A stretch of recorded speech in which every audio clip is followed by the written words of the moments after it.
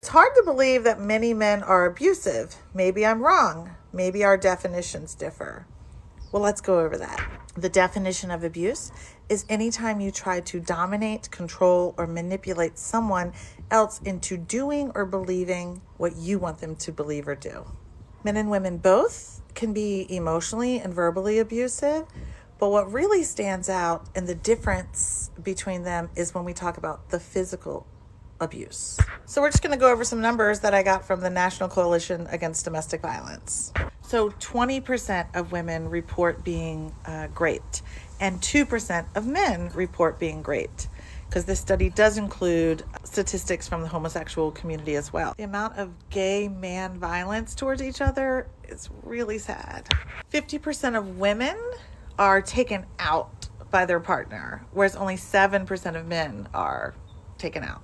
When there's a physical confrontation between a man and a woman, 20% of women need medical care afterwards.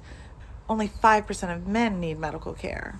10% of women report being stalked, whereas it's less than 2% of men report being stalked. Stalk means you're being harassed and threatened. Women age 18 to 24 years old are the most common group of women that are abused by their partner. When I hear men say, oh, you're old, that's fine, we're going to go after the young girls in their 20s, I fear for these girls. We're going after women whose brains are not fully developed, who are easily manipulated in order to control and dominate. If you're a woman in this age group, I beg of you, know your worth.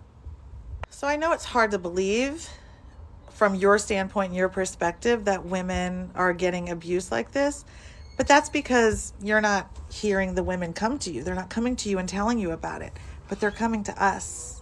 We hear it all the time. If you get a minute, look up the statistics. You will be shocked, disheartened, and probably very disappointed in your fellow men.